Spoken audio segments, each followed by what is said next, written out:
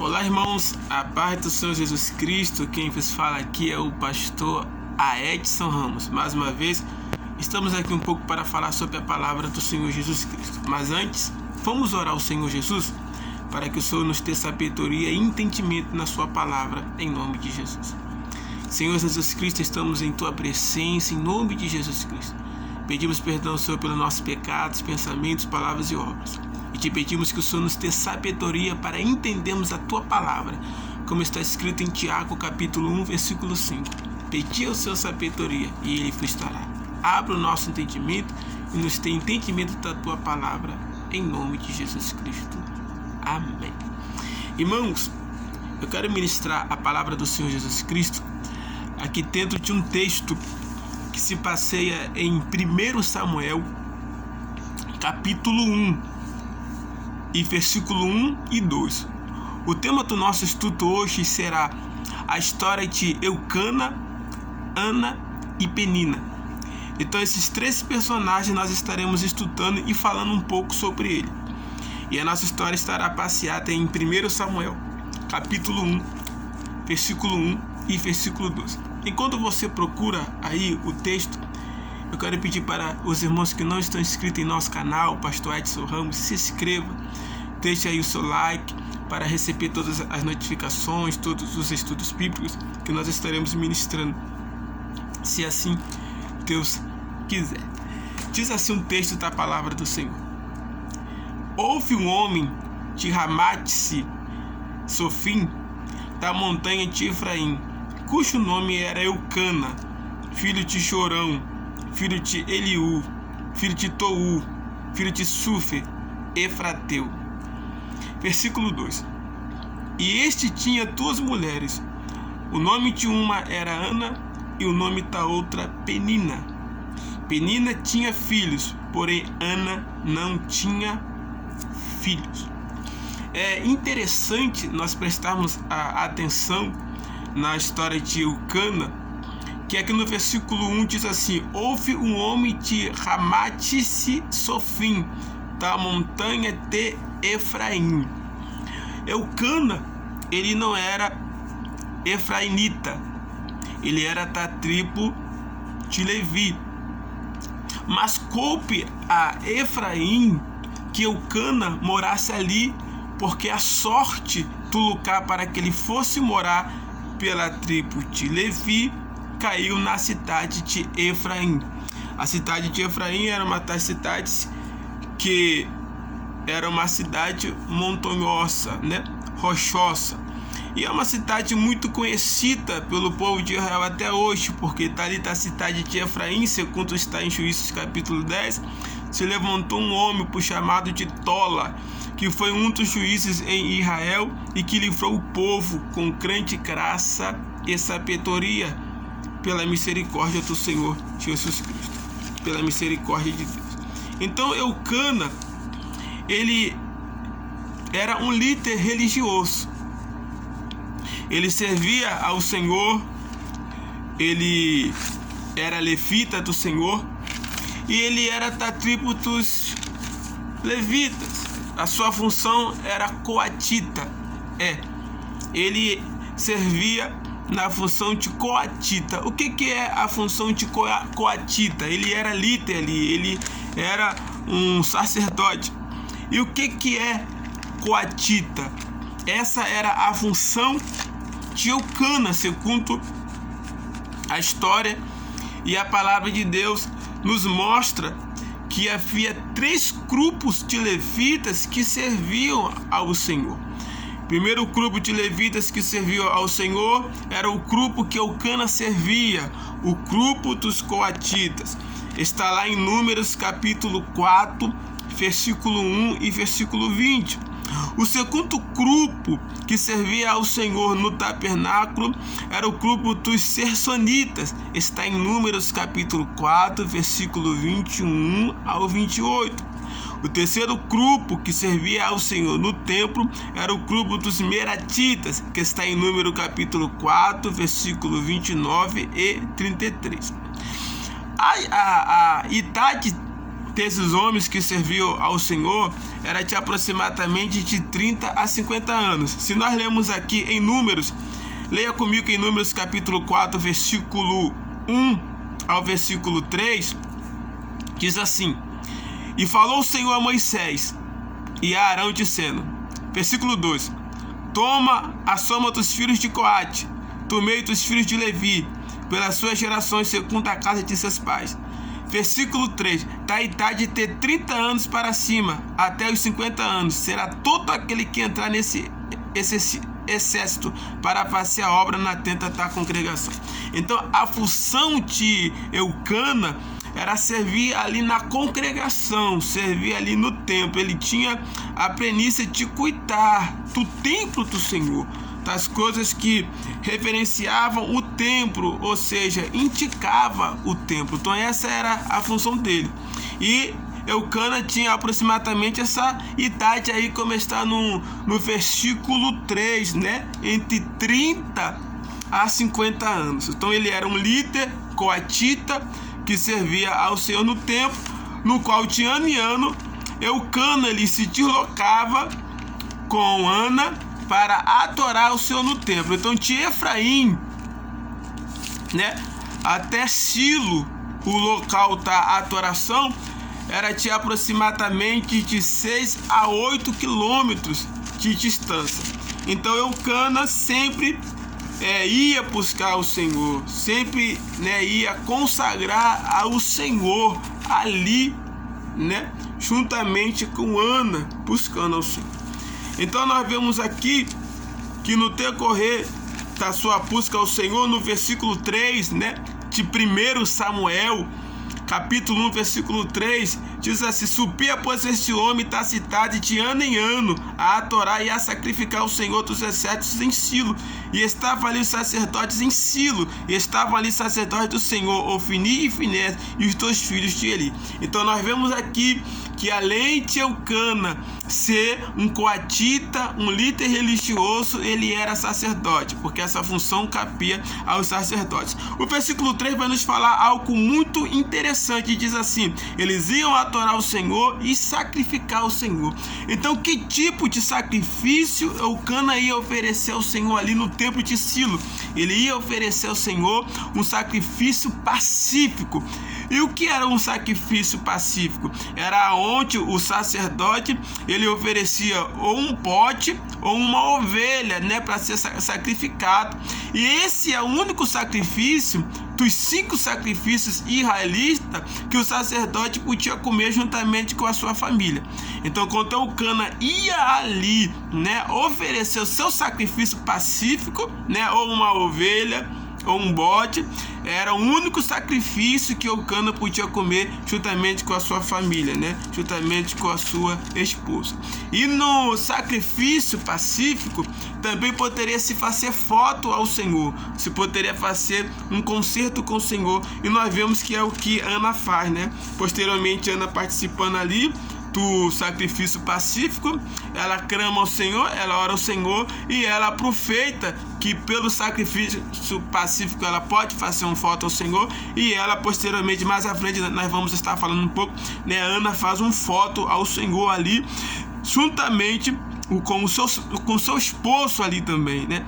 Então nós temos o objetivo aqui de falarmos desses 3 personagens. Sabemos agora que Eucana era um líder religioso, né? Um sacerdote do Senhor, como está em 1 Samuel capítulo 1, versículo 3, né? Sabemos que ele era coatita, que cuidava do templo do Senhor, né? Nós sabemos aí que Eucana tinha aproximadamente entre 30 e 50 anos, né? E nós ficamos até maravilhados, né, com essa história maravilhosa sobre Eucana, esse grande homem de Deus. O versículo 4 de 1 Samuel capítulo 1 vai falar: E sucedeu no dia em que Eucana sacrificava, dava a ele porções do sacrifício a Penina, sua mulher, e a todos os seus filhos e a todas as suas filhas.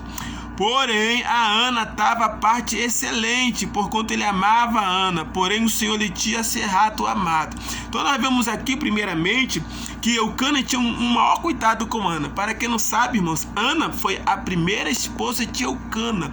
E dentro da lei judaica, quando a mulher ela não gerava, ela não poderia ter filho, a lei permitia ao homem casar-se pela segunda vez. Então Eucana, juntamente com Ana, não pôde ter filho, e assim Eucana casou-se pela segunda vez com Penina. Mas a Bíblia nos traz algo aqui muito interessante no versículo 1, que diz que foi o Senhor que cerrou a madre de Ana, né? Ana, segundo a tradição judaica, Ana não tinha problema nenhum, né, de saúde, ela não tinha problema nenhum para engravidar, mas a Bíblia diz que Deus cerrou, né, a madre, Deus cessou, né, para que ela não pudesse ter filho. Quem é Ana, né? Quem é Eucana e quem é Penina, né? Nós sabemos, irmãos, que Eucana, ele é descendente direto de Moisés, né? O crente homem de Deus. Nós vamos ver na árvore genealógica de Eucana, em 1 Crônica capítulo 6, versículo 23, nós vamos ver a árvore genealógica de Eucana, né? Eucana é descendente direto de Moisés. Ana, ela é descendente direta de Miriam, né? A sacerdotisa do Senhor, a crente serva do Senhor, Miriam. E Penina, ela é levita, né? Ela vem da tribo de Levi ali, e nós sabemos que Penina, ela se tornou a rival de Ana, né? Ana, além de ser descendente direto de Miriam e também levita do Senhor, foi a primeira esposa de Eucana, a qual Deus, né, cerrou a sua madre. E aí Ana passou por vários momentos de dificuldade ao lado de Eucana e ao lado de Penina. Aqui em 1 Samuel capítulo 1, versículo 6, vai nos falar a personalidade de Penina, né? Tanto Ana como Penina tinha personalidades diferentes. O versículo 6 vai nos mostrar a personalidade de Penina, e a sua competidora excessivamente a irritava para a embravecer, porquanto o Senhor lhe tinha cerrado a madre. Então, no momento que Deus está provando Ana, está cerrando a madre de Ana, ela tem uma crente rival que se levanta contra ela. E essa rival começa a zombar dela, começa a se levantar contra ela, humilhando ela. E a história vai nos falar que Penina, ela era cruel, era uma mulher que sempre estava procurando provocar Ana de alguma maneira pelos seus ciúmes. Era uma mulher amargurada, porque Penina sabia que Eucana amava mais a Ana do que ela mesma. E nós vemos aqui no decorrer do nosso estudo que a graça do Senhor, quando está sobre nós, é uma coisa extraordinária, né? Penina tinha muito ciúme de Ana. Penina sempre encontrava um jeito de fazer a sua rival Ana sofrer, né? Ela tinha, Penina era manhosa, né? Rinchosa, aquelas pessoas que matam com a unha, né? Mata ali, até ver a pessoa, né, se prejudicar. Nós vemos também que Penina usava de artimanha para entristecer o coração de Ana. Ela era tinhosa, né? Era uma mulher provocadora, né?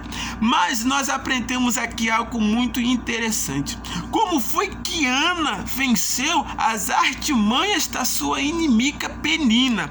Porque essa história é muito interessante. Essa história vai envolver um homem e duas mulheres. E como foi que Ana conseguiu vencer essa situação? Como foi que Ana conseguiu lidar com essa situação? Como foi? Aqui em 1 Samuel capítulo 1, versículo 7 vai falar: e assim fazia ele de ano em ano, quando ele subia à casa do Senhor. Assim a outra a irritava, pelo que chorava e não comia. O que era oferecido no sacrifício pacífico e parte da porção era dado a Ana, Ana não comia. Ela não tinha vontade para comer. Mas o que me chama a atenção no versículo 7 é que Ana, ela buscou ajuda em Deus. Ela buscou ajuda do Senhor, na casa do Senhor. E assim fazia ele de ano em ano, quando ela subia à casa do Senhor. Assim a outra a irritava, pelo que chorava e não comia.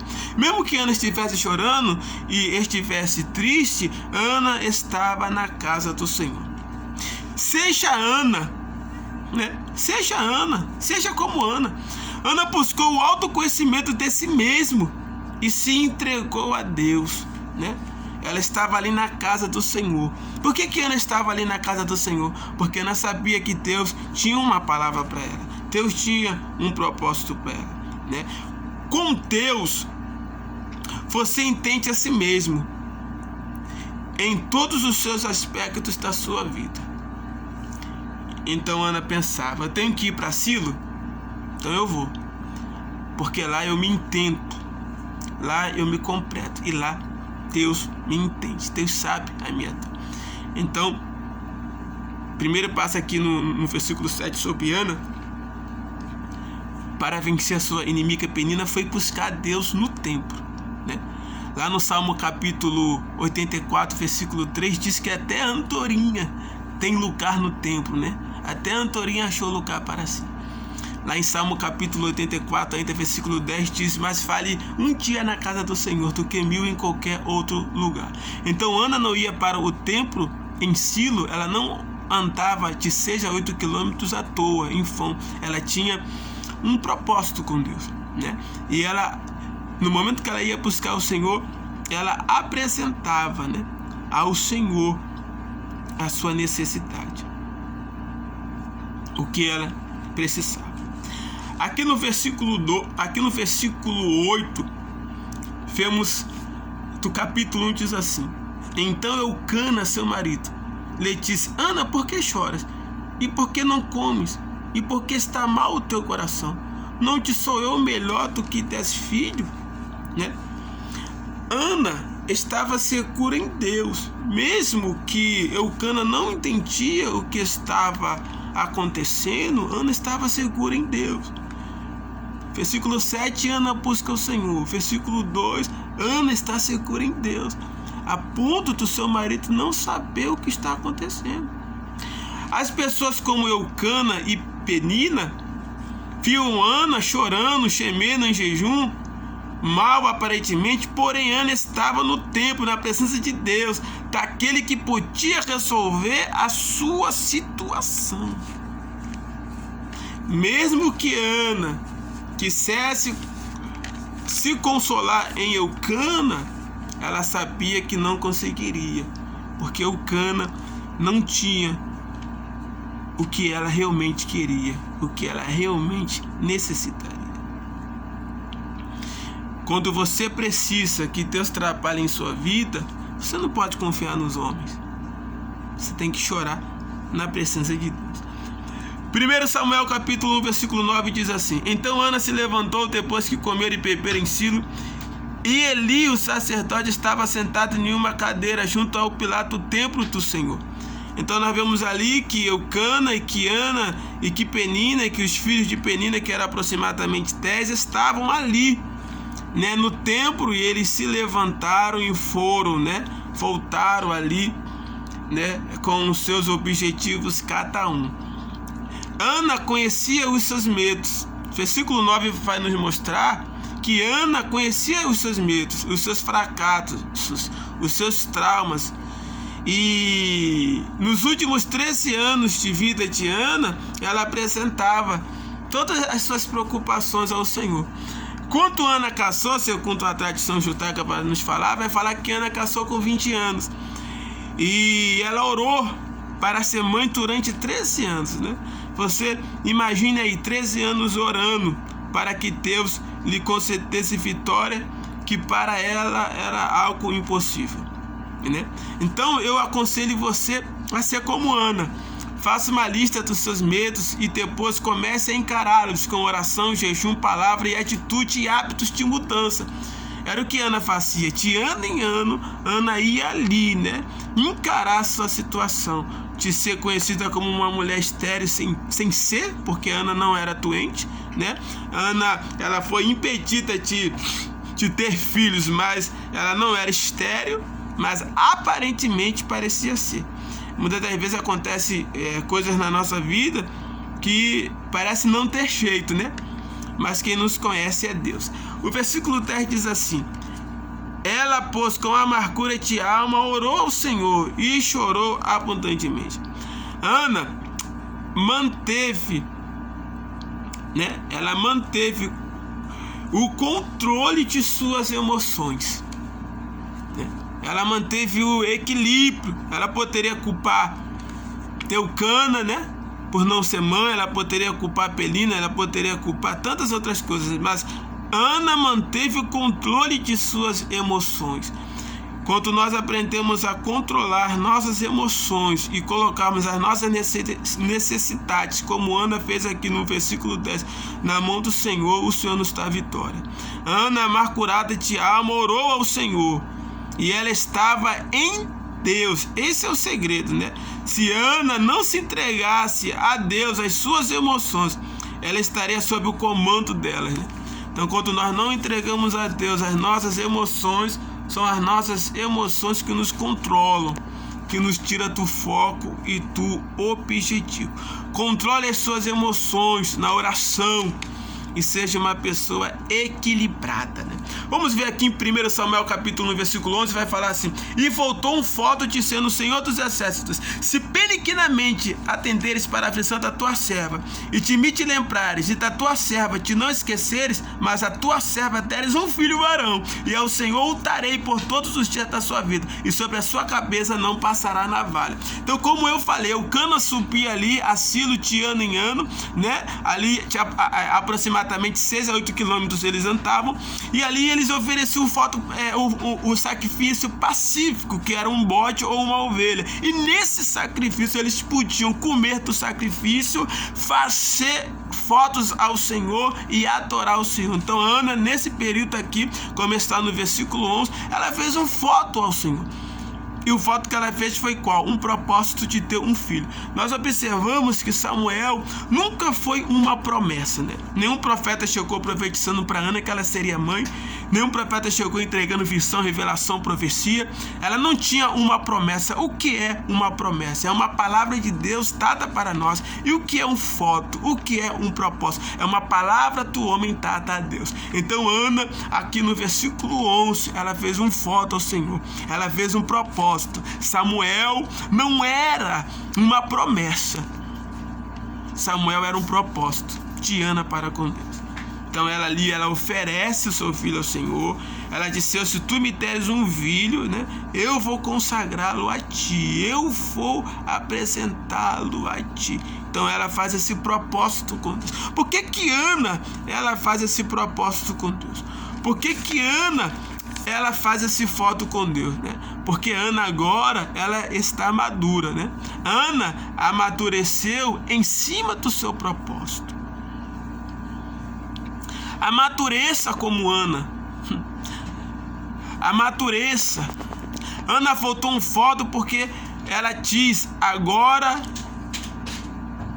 eu oferecerei ao Senhor o filho varão que o Senhor me der. Então ela teve ali uma palavra de amadurecimento, né? Uma palavra de temor, uma palavra de respeito, né? E ali Ana, ela mostra a sua maturidade. Ela fala assim: o que tu me der, eu te entrego, viu? Sem resenha nenhuma. E nós vemos aqui no versículo 16, né? Nós vemos aqui no versículo 16 algo muito importante, né? Nós vemos aqui do versículo 12 ao versículo 16 algo muito importante. Eu não vou ler agora, porque, né, vai aí fechar os 30 minutos daqui a pouco, mas eu quero que você medite depois o versículo 12 ao 16, né, a qual nos revela que Ana assume as suas próprias opiniões diante de Eli, mesmo sendo acusada de estar bêbada por ele, né? Ana está ali orando, não mexe com seus lábios, não mexe com a sua boca, não mexe com nada, e Eli tem ela como empregada. Tem pessoas que não vão entender o que você está passando, mas passe calado, passe em oração, porque Deus vai lhe dar vitória, né? Para a glória de Deus. Tenha uma opinião própria. Não seja piolho, né? Que vai de cabeça em cabeça, ou Maria vai com as outras. Tenha a sua própria opinião, a sua própria determinação, né? Aquilo que você quer para que você tenha vitória. Então os irmãos podem ler do versículo 12 ao 16. Eu vou dar uma corrida aqui porque o tempo não nos espera. Nós temos também do versículo 17 ao 19, que Eli, né, ele amaldiçoa Ana, mas ele, sabendo da petição de Ana, ele abençoa Ana. Tem pessoas que não vão entender o que nós estamos passando em um certo período de tempo e vão nos amaldiçoar, né? Porque elas não sabem o que é que nós estamos passando. Elas não sabem das nossas dificuldades. Mas no final terão que nos abençoar e entender que Deus esteve conosco nesse tempo todo. Então Ana, ela recebe a bênção ali do sacerdote, do sumo sacerdote ali, e vai para sua casa, né? Eli ali, que é descendente tirado de Arão. Ela vai para sua casa. E nesse momento que ela vai para sua casa, ela falta algum tempo depois, Samuel já nascido, né? Ela desmama Samuel. Samuel não tem entre 3 e 4 anos, viu, irmão? Samuel tem aproximadamente 12 anos de idade, porque ele desmama da inocência para a consciência. Então ele já é um adolescente sim, que pode servir na casa do Senhor. Então ele chega ali para servir na presença de ele tinha 12 anos. Então vemos aí que Samuel, ele era nazireu de Deus, e Deus escolheu ele para ser juiz de Israel. Ele se tornou estrategista de guerra, se tornou sacerdote, sumo sacerdote, profeta, conselheiro de rei. E Samuel morreu com 110 anos como nazireu, e nunca lhe foi cortado o cabelo, né? Nós vemos aí que Sansão também era nazireu de Deus, morreu com 60 anos, e o cabelo de Sansão tinha 7 metros de altura. Agora imagine o cabelo de Samuel. Então essa é a nossa história que nós queremos deixar aqui hoje, nosso estudo bíblico sobre Eucana, Ana e Penina. E eu espero que essa palavra lhe alcance em nome de Jesus. Nós vemos o propósito da oração de Ana, né? Ana buscou a Deus com propósito. Ela foi uma mulher segura, ela controlou as suas emoções, ela sabia do que ela queria e apresentou a Deus os seus objetivos. Que Deus em Cristo vos abençoe, em nome de Jesus Cristo. Amém.